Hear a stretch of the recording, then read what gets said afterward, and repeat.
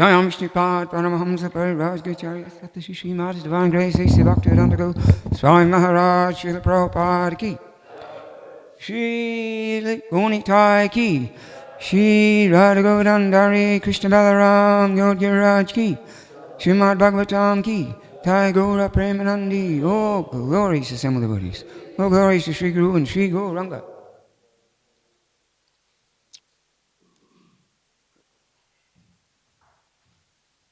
Om Namo Bhagavate Vasudevaya. Om Namo Bhagavate Vasudevaya. Om Namo Bhagavate Vasudevaya.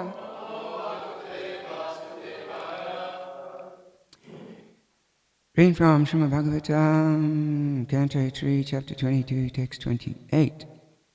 Tam ayantam abhipritya brahmavata prajapatim gitasam stuti vaditrai patyudyo prahashita tam ayantam abhipritya brahmavata prajapatim gitasam stuti vaditrai pratyudiyo prahashita tamayantam abhipetya brahmavata prajapatim gitasam stuti vaditrai pratyudiyo prahashita. Something happened.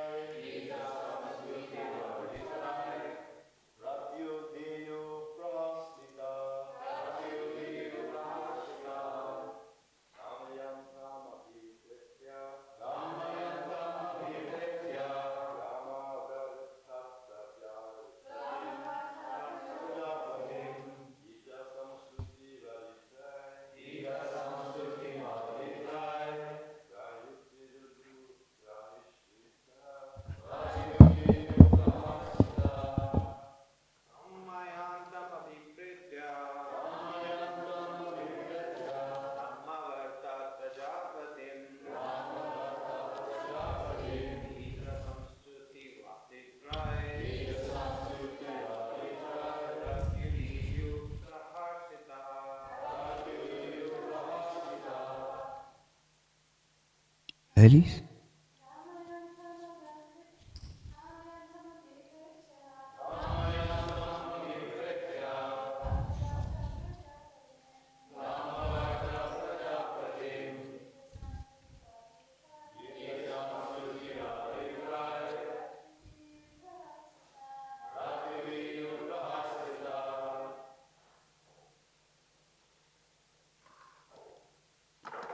Kusha. Oh, sorry.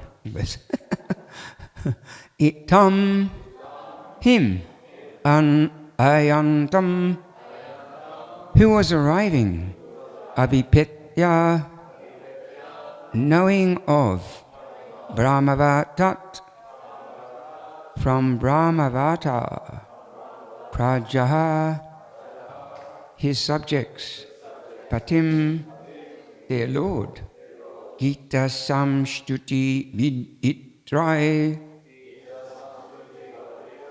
with songs, praise and instrumental music. Pratyudiyu came forward to greet Prahashitaha, overjoyed.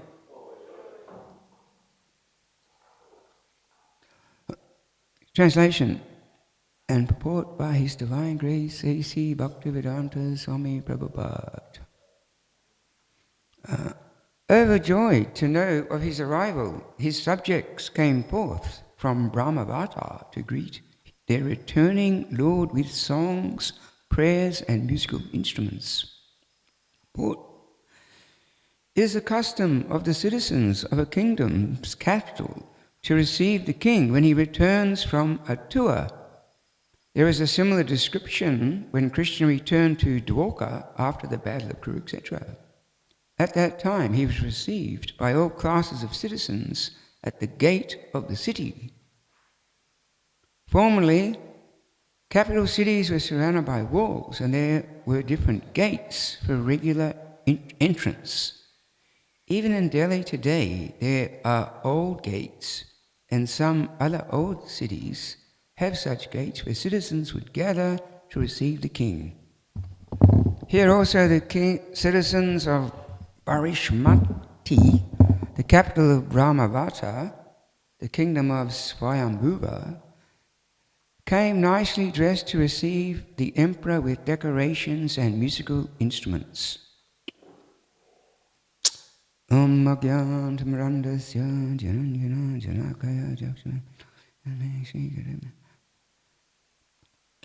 Yeah, so this is very interesting. It's a part of the Vedic culture that they would receive the kings. Actually, in the Ramayana, an amazing story when Ram, he's banished to the forest for 14 years, and the citizens were just feeling so much intense separation from him because they loved Ram so much. When he came back, it was just like the whole city just came alive. It was a huge festival, they decorated the whole city, and there was like the ladies were on the rooftops, and there was lamps burning, music playing, just like we're reading here when Swayambhuva Manu returned after his travels. And of course, this is the Vedic tradition. Just like I read the story in the Prabhupada Leelamrita, when Prabhupada used to come to the airports. Devotees would get down, there'd be a huge kirtan, like a wampa stompa kirtan. Everyone was just kind of like, wow, what's going on here in the airport? Devotees all bowing down, big kirtans. And, also when our Guru Maharajas come, traditionally, today, we have a kirtan when they arrive. It's a sign of showing respect. Because Swayambhuva Manu, he's a special personality too. The son of Lord Brahma, a very distinguished personality. Not only was he the emperor of this world, but it actually is said in the Srimad Bhagavatam that all kings of different planets of the universe are said to be representatives of Swayambhuva Manu. And he wrote this Manu Samhita, the law book for mankind, for the entire human society. And he had an incredible lifespan, like 72 yuga cycles, 72 times 4,300,000,000 years. No, 4,000,000,000, 300,000,000 years, wasn't it? Yeah, same, yeah. Incredible lifespan.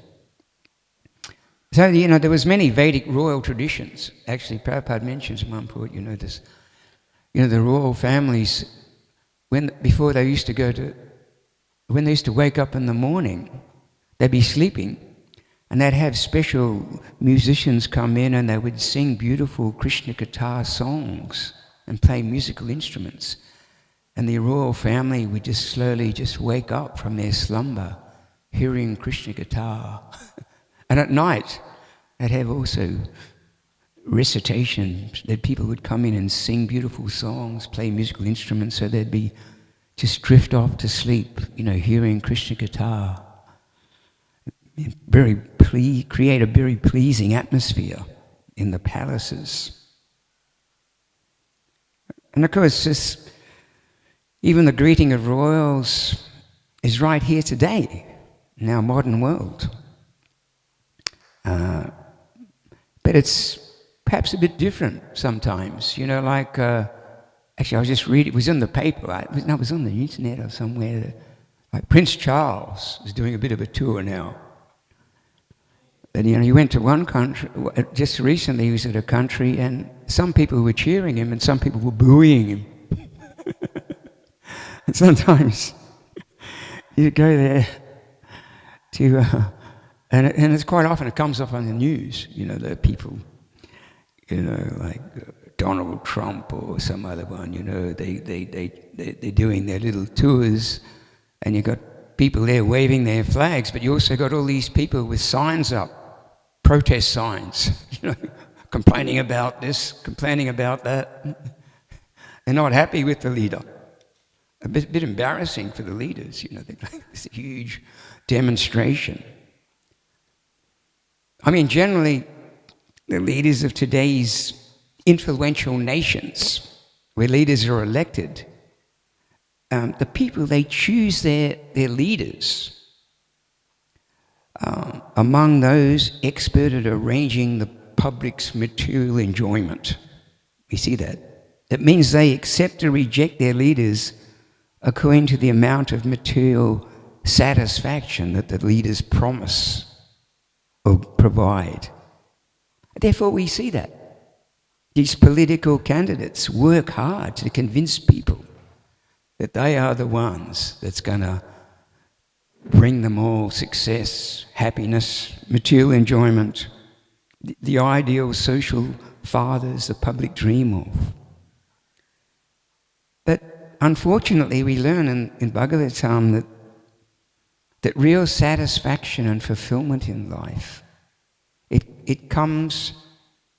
it's found on the spiritual platform, when everyone's linked to the Lord through loving devotional service. And therefore, it doesn't matter how much the leaders try to satisfy their citizens in so many ways, they're never satisfied. They're never happy. They just go on complaining. The leader's not fulfilling all my desires, my material desires. He's not making actually they did a survey recently, and, that in many major nations, and I think it was 80% of the people say that they feel that their country is going in the wrong direction. Yeah, people are not happy. But it's so it's a bit of a contrast. We see that the modern day leaders and the leaders of the Vedic times. There's a difference in. Of course, in the Vedic times, the leaders were they were selected not by vote. But actually the Vaishnava-acharyas and the Brahmins used to understand the qualities required for a leader, and they used to elect them or put them into power. And there was even cases where they were taken out of power, like King Vena. He became a very terrible king, and the Brahmins got together, they performed a yajna, and they actually killed him. So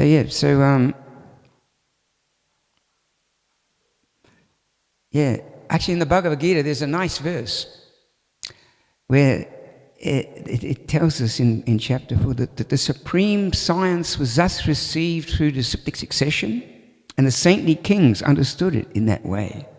But in the course of time the succession was broken, therefore the science as it is appears to be lost.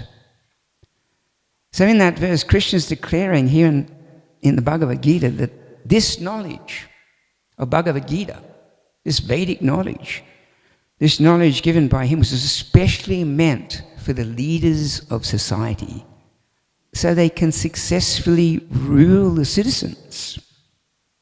So Krishna basically is explaining that the intelligence guiding human society must flow from a source superior to man's. Therefore, he's given these Vedic literatures to guide humanity along the right track. And the leaders are supposed to understand this knowledge and implicate it into organizing the affairs of their nations, their countries.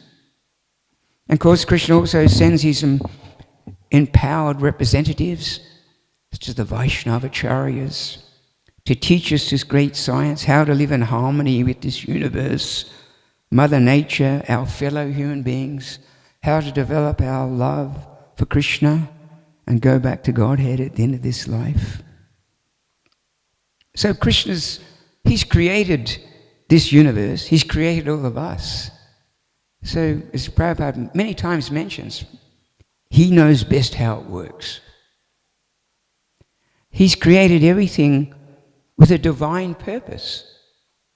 Therefore, humanity, us human beings, we must discover the purpose, the vision, and the plan of the Lord behind this wonderful and beautiful creation. And learn how to act in accordance to His divine plan. So you could say good leadership is in harmony with Krishna's will, with the laws of karma, the laws of nature. This means that the prime duty of a leader is to give protection to his citizens, not only from physical danger, but also from sinful, inauspicious activities such as irreligious conduct, which pollutes society. Now, throughout these Vedic literatures, we find amazing historical accounts of great Vedic saintly kings who ruled our planet at different times. You know, even Lord Krishna himself ruled Dwarka as the king of the Yadus. Lord Ram, he ruled the earth for 11,000 years, just to set an ideal example of what it means to be a true leader, an ideal monarch. Also, there was many empowered incarnations of the Lord, such as of Lord Vishnu, such as King Prithu. You know, it is mentioned in the Bhagavatam that King Prithu's activities and his exemplary behavior and magnanimity was so great and so virtuous that many great Vedic kings, even demigods, were inspired by his example of leadership. The result of good leadership is that everyone was religiously happy. The earth was supplying all the necessities of life. There was no bodily or mental suffering, no disease, no lamentation. Everyone was situated in society according to the Varnashram system, which means that everyone was naturally evolving spiritually and going back to Godhead at the end of their life. The perfect society. You know, even in India today, where they have so many problems, you know, people are saying, if only we had the kingdom of Ram here today. You know, because they hear in the Ramayana, you know, how everything was so perfectly organized when Ram was in power. So traditionally in the Vedic culture, these Kshatriyas, these leaders, they attended the Gurukuls when they were very young, at the age of 5, where they were trained along with the Brahmanas. Therefore they developed exemplary devotional practices, such as control of the mind and senses. They were dedicated to Brahminical culture, knowledge of the scriptures. You know, among the 21 religious qualities expected in humans, there's 4 especially pronounced in leaders. It's truthfulness, tolerance, forgiveness, and generosity. So although being spiritually and religiously inclined, a leader must know how to lead. As mentioned in the Bhagavad Gita, they must present the qualities of heroism, power, determination, resourcefulness, even courage in battle. Yes. You know, King Prithu, he was an incarnation of the Lord's governing principle, potency. And he was an example of a saintly king. These saintly kings were called Raj Rishis due to their dedication to the Lord, the Vaishnavas, and the process of devotional service. So Raja means great leader, and Rishi means great sage. Yes.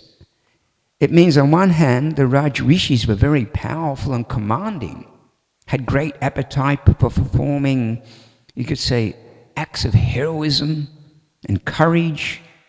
They were expert in military warfare. They weren't the mild-mannered, passive, grandfather-like statesmen we see today's leaders of the nations of the world. These Vedic leaders were very, very powerful personalities, commanding, determined, grave.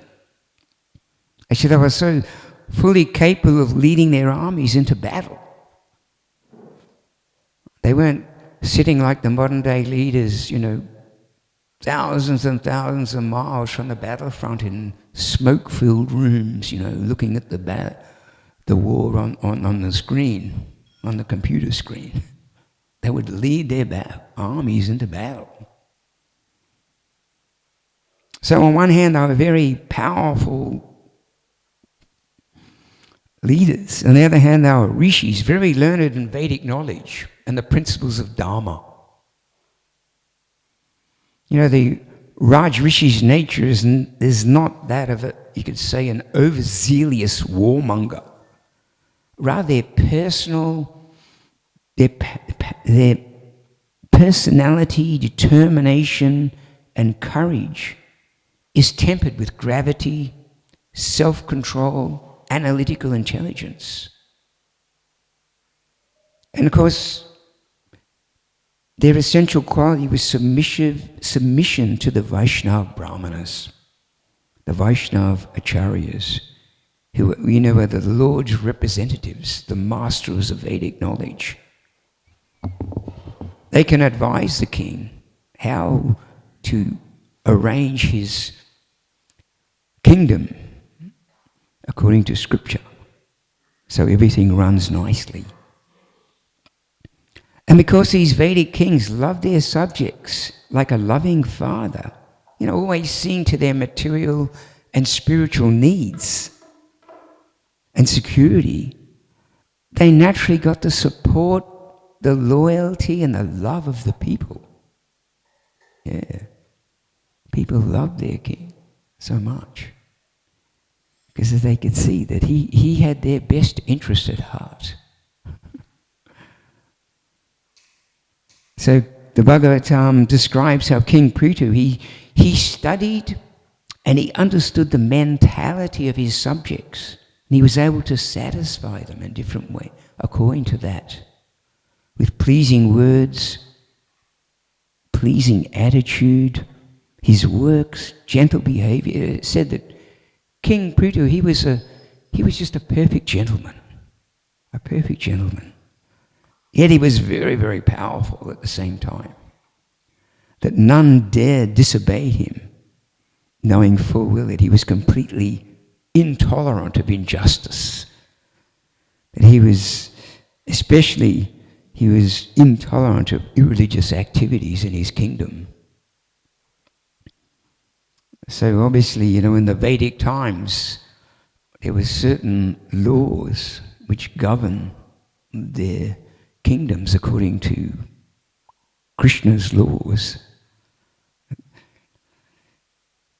Because no doubt, these rigid law and order stance of the Vedic times would very much disturb today's sentimental social libertarians who are capable of, you could say, defending anything in society from unlimited points of view. Whether it's abortion, possessing guns, soft drugs, pornography, legalized gambling, any kind of sex, you name it, anything that someone somewhere might construe as enjoyable is supported now in society by progressive psychological studies, government laws, well-developed live and let live philosophy. Yes. However, such irreligious conduct was not tolerated, in the Vedic times. When such irreligious conduct disturbs the peace and the well-being of religiously minded citizens, the Vedic executive heads or leaders, they would resort to use of proportionate force to curb such malpractices. Of course, in the modern day society, aside from self-defense, as devotees, we're not legally empowered to use force. However, we can aggressively pursue justice through mediation. We also have ISKCON's own system of law and order. And if needed, we have the country's law enforcement agencies. We don't take the law into our own hands and start, persecuting people, physically killing people or whatever. So our leader, he must see that his dependents are safeguarded, that offenders are brought to justice in a way that justice is done according to time, place, and circumstance. And this way they prove that they are qualified leaders. And, when people see these things, this is why they get the support and love of the people, like in these Vedic times. The king or the leader, he's considered to be the representative of the Lord because he's a manifestation of the Lord's potency of protection. Therefore, they must present this attitude of giving full protection to the citizens, exactly as a good father protects his children. So, actually there's a book now written by Shiva Ram Swami. He started writing these books on Varnashram, very good books actually. They cover a lot of these points. How a qualified leader must be very, very forbearing and tolerant to show forgiveness for minor offences. He must be very strong to protect people from, you could say, malicious influences that can infiltrate in society and drag the citizens away from their connection to the Supreme Lord. That's why we see in the Vedic times, the leaders would be very careful to make sure things as social media propaganda was controlled. It was like, malicious influences, non-godly influences that were creeping into society would be immediately stopped to protect the people. So these leaders, of course, naturally they would discourage our modern day, you could say, artificial economic striving, which results from artificially induced greed for an artificial standard of living. Rather, people simply worked according to their natural propensity within the Varnashram system, where everyone is linked to the Lord through loving devotional service under the guidance of a bona fide spiritual master. So this is where real lasting satisfaction is found, where everyone experiences natural satisfaction and fulfillment in life, where it's not like people of today that are just, you could say they're just slaves of insatiable material passion, where they're just driven on, as mentioned in the scriptures, by hundreds and thousands of desires that can never be fulfilled. They just want more and more and more and more. More money, more fame, more possessions, more and more sense gratification. But by following the Vedic system, people become satisfied on the spiritual platform. Unfortunately, it is said that the fate of the so-called innocent citizen, it lies in the hands of the leaders. You know, in Bhagavad Gita, Krishna declares that in our modern day leaders, actually they have no spiritual intelligence. They're simply lost to themselves. They do not know what is to be done and what is not to be done. And many leaders today are just like puppets installed by vested interest groups, you know, big economic manipulators who launch these huge campaigns to get their man into power, and they use him to fulfill their own economic plans. Yes. But as I said before, you know, generally leaders of today, people choose their leaders to the one who is most expert at arranging for the public's material enjoyment. You know, they propagate, you know, we're going to do this for you, we're going to do that for you, we're going to do this for you. We're going to give you more sense gratification. Cut down the tax.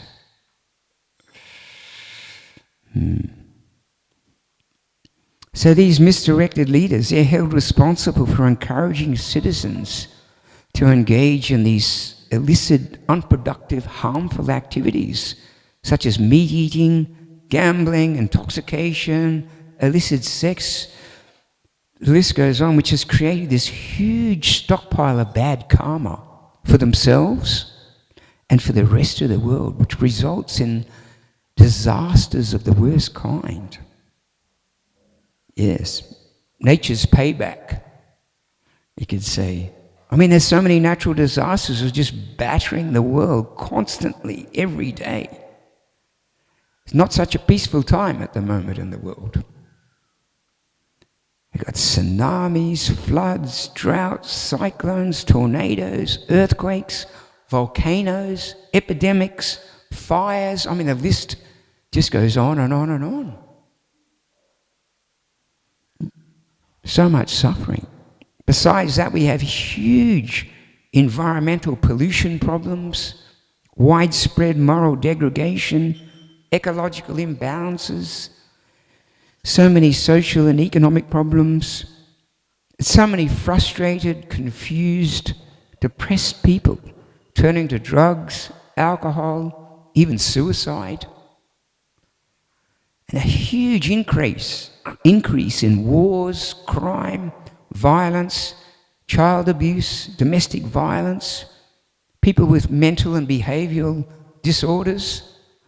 I mean, the world is in a real mess, actually, at the moment. Unbelievable. It's like something like, right now, there's 1 billion people starving in the world.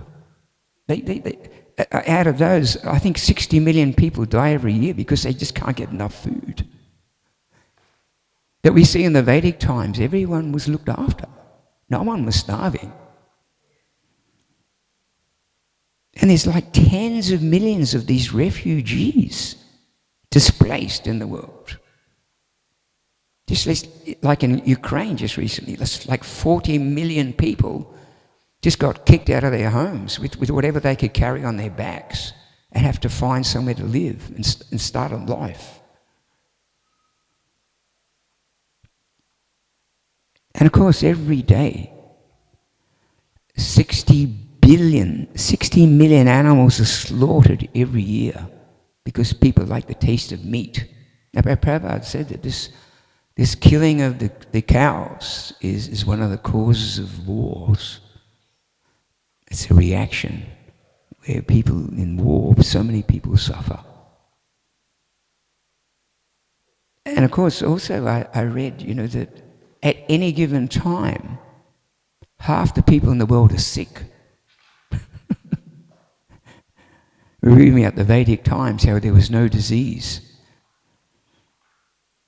And of course, there's huge masses of rainforests are being cleared to facilitate meat production every year. They're turning the world into a wasteland. Also in the Bhagavatam we read, describes the unfortunate plight of the citizens today, that under irreligious rule, they'll be harassed by excessive tax, drought, famine, war, disease, weather cycles will be irregular, the duration of their miserable lives will be decreased. So by practical observation, we can see that these proud and mighty nations of the world are just staggering under mountains of social problems. So of not just social problems, all kinds of problems. Their so-called advancement of modern technology and social arrangements are actually models of failure. So, as I said, the reality is society cannot and will not come up to a higher platform of understanding and performance without proper spiritual direction and proper spiritual guidance. So to reverse both the misfortune of the world's population and devastation of the environment, Srila Ramaswamy mentions this in his book on Varnashram, that the Krishna consciousness movement must train qualified leaders who can usher in a new world order under religious leadership like that of Swayambhuva Manu and Maharaj Yudhisthira. In a Vaishnava state ruled ideally by qualified leaders, automatically everything will become much, much more wholesome, more holistic, much better.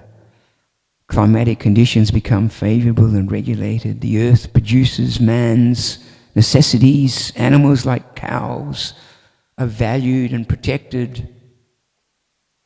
Human population is free from anxiety and disease. And conditions of the world become ideal for practicing Krishna consciousness and going back to Godhead. And as Srila Prabhupada many times would mention it, if the leader is satisfactory, the government is satisfactory. But if the leader is a fool, then the government is simply a fool's paradise. Yes.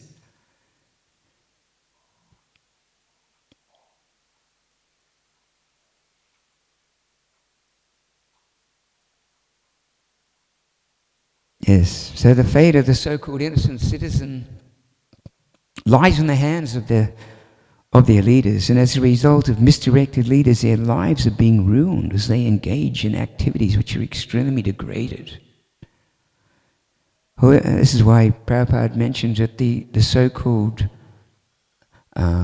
modern-day society, even though people are living this very luxurious, lavish lifestyle, and they seem very, very, very sophisticated and very cultured, they're actually on the royal road down to the hellish planets. Yeah. They won't even get a human form of life in their next life. Prabhupada used one example that one man, he owns this big skyscraper in New York. And then when he dies, so they put his picture up in the lobby, to remember him. He was the founder of this skyscraper. But because of his non-religious lifestyle, he's now living as a rat in the basement. Now, before that, he was the owner of this big skyscraper. Now he's the rat living in the basement.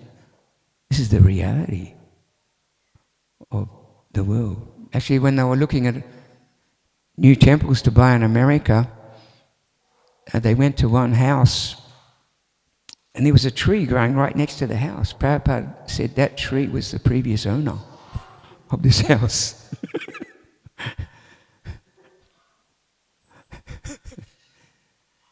Yes. However, by good example, spiritual determination of a powerful Krishna conscious leader, people will gradually turn away from their sinful habits, begin to follow their saintly footsteps of their leader, and begin living the Krishna conscious, pure, spiritual, and godly life. And it's going to happen. I mean, it's predicted actually by Vedic astrologers, very famous Vedic astrologers in India, that this Krishna consciousness movement, within the next 50 years, this Krishna consciousness movement is going to expand like anything all around the world. And Prabhupada talks about this. He predicted this. He said in the near future, thousands of people are going to come and want to join our temples. And somehow or other we have to accommodate them. We have to feed them. We have to engage them in service. We have to, yes. This Krishna conscious movement it's predicted, and it's going to, take off. So many people, it's going to become very, very powerful in the world. Srila Ramaswamy also mentions in his book on Varnashram that in regards to Krishna conscious leaders, that they must have the faith of their followers. And that faith can only be won by if the leader is seen to be religious, and being religious means being trustworthy. And he mentions that leaders who are true to their word, who show tolerance in all circumstances, who know how to forgive and also know how to chastise, who are charitable with their resources, time and selves, gain the trust of others and command respect. So yes, certain qualifications, Krishna conscious leaders. And this is why we see, people, they have no faith in the leaders today, because they can see that they can't really solve the problems of the world. Basically there's, as I said, 80% of the people in that recent survey feel that their country's going in the wrong direction. People are starting to wake up. They realize that there's something wrong with the system. They're starting to realize that blatant materialism cannot really satisfy the heart. And so it's also predicted, within this Kali Yuga, there's a 10,000 year golden period. And it started 500 years ago with Chaitanya Mahaprabhu. And within the first 5,000 years, this Krishna consciousness will expand like anything. And after 5,000 years, it will start to wane due to the influence of Kali Yuga. But we can see it's already happening now, can't we? This spiritual awakening in the world. People are starting to wake up. People are starting to become conscious of the need to protect the earth. Conservation. So many people into conservation now. People are getting into yoga and meditation. So many people are looking into philosophy because people want more meaning in their life.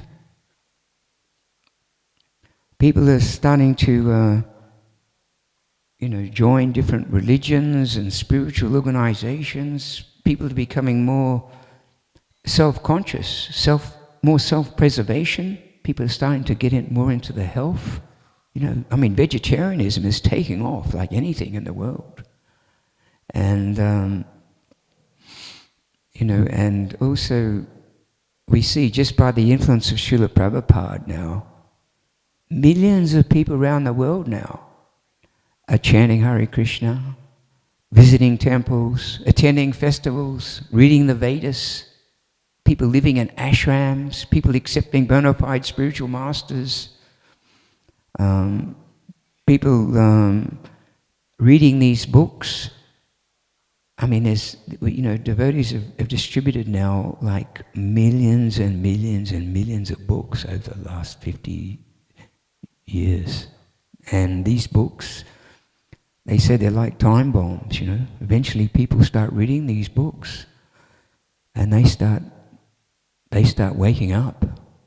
They start realizing that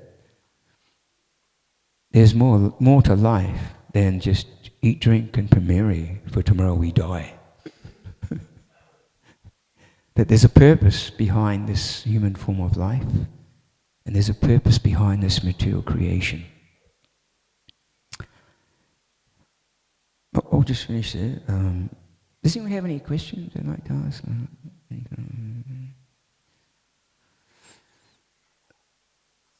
Oh, yeah.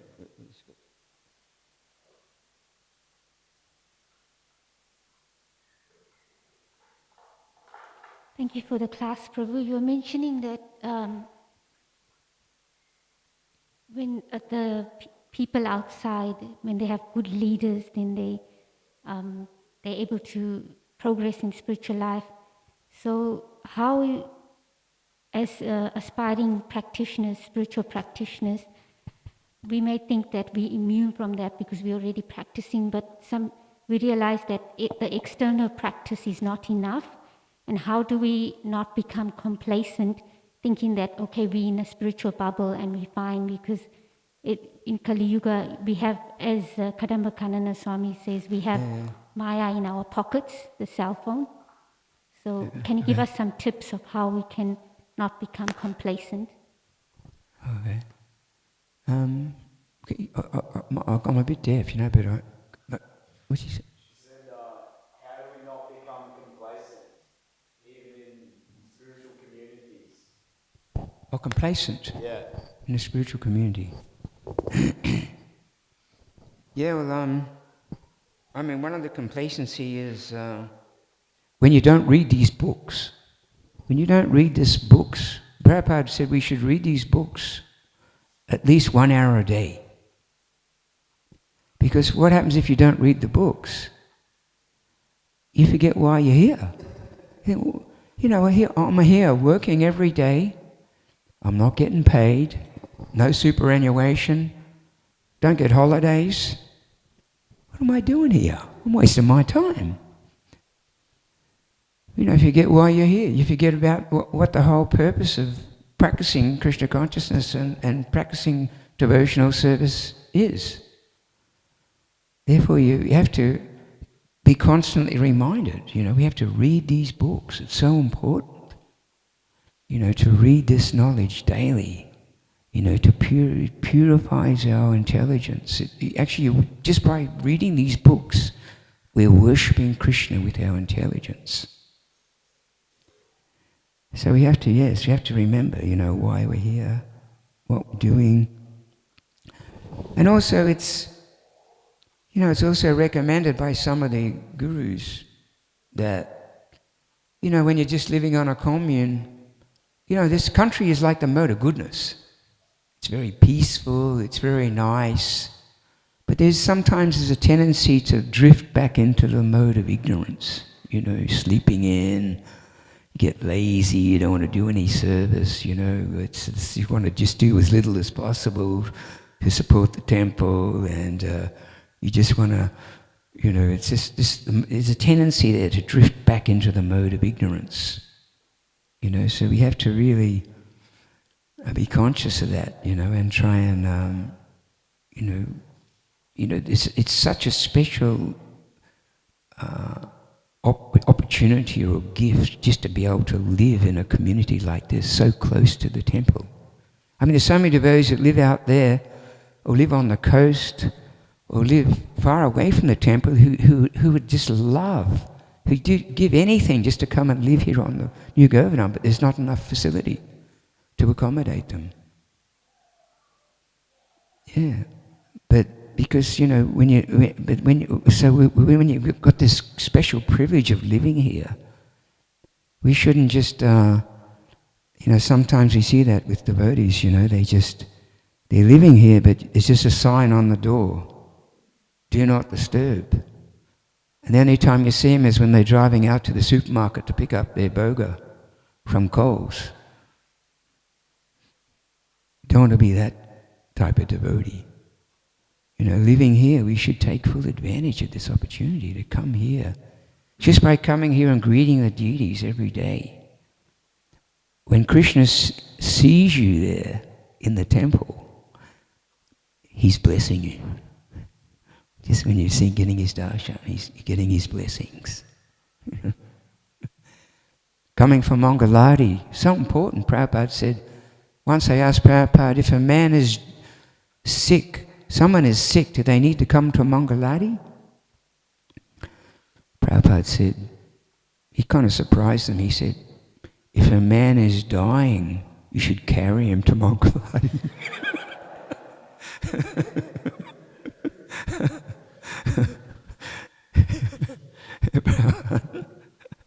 You consider it very important. Yes, complacency. It's a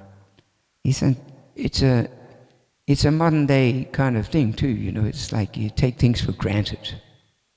You know, you take things very cheap or very lightly. You know, but you know, and this can happen especially in the beginning stages. But as you mature in your Krishna consciousness, you know, your appreciation, you know, that somehow or other, you know, you start realizing that Prabhupada, by his mercy, we've been pulled out of the gutter of material existence and given the most profound, unique, precious life. You know, and this opportunity after thousands and thousands of, tens of thousands of lifetimes of suffering in this material world, finally, we've met a pure devotee and we have an opportunity to get out of this cycle of birth and death and go back to Godhead. My God. Actually, the Prabhupada once said that if you had the vision to see how beautiful the spiritual world is, Krishna Loka, the most amazing, wonderful, beautiful place. And if you have the vision to see how short your life is, how quickly time is passing, you don't realize that your life is just like flash in eternity. Then you'd become really serious and just surrender and want to get back to Godhead now in this lifetime. And sometimes, you know, Krishna's there with his hands calling us, you know, come back, come back. And sometimes you get into that mood, yeah, I'm coming. You know, I'm going to get serious, you know, one day. Or some people will say, you know, I'm too busy now to get serious, but, you know, when I'm really old, then a lot of Indian devotees on the Indian congregation, they tell us this, you know, I'm too busy with family and business, but when I'm really an old man, then I'll start getting up to practicing Krishna consciousness, preparing myself for death. But actually, it never happens. They never take it up. Got to take it up now. Start incorporating Krishna consciousness, and gradually, you know, and as we get older, we start taking more of a step back from the world and we work on our internal spiritual development, you know, preparing ourselves for that final moment. You know, and it's like for devotees, for the people that haven't practiced Krishna consciousness, you know, death is a terrible thing. Horrific thing. But devotees, Radhanath Swami describes, you know, that it's just like, you know, like sometimes you just doze off in class, like, it's like that. At the time of death, you just doze off, and then you wake up, and you're in the spiritual world. And Krishna's there. All the eternal associates are there. You're in the most beautiful, wonderful, amazing place where you can live eternally in a spiritual body and serve Krishna out of pure love, utilizing your eternal spiritual form. Yeah.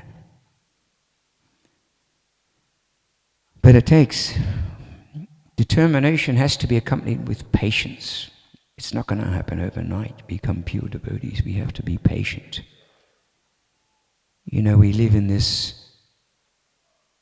instant result mentality world, modern day world, where, right now is not quick enough. People have lost the degree of patience and perseverance in this modern day. Even people you talk to, yoga teachers, dance teachers, whatever, people that teach music, it's very hard to find students that can persevere and keep doing their studies. Because people just lost, in the modern day, everyone wants everything now. Everything there, and people, sometimes they come to Krishna consciousness and they expect to become pure devotees overnight. But it takes many years of perseverance and determination and overcoming the obstacles and the difficulties and the shortcomings, and gradually achieving the higher realms of Krishna consciousness. Jai Srila Prabhupada ki, Srimad Bhagavatam ki.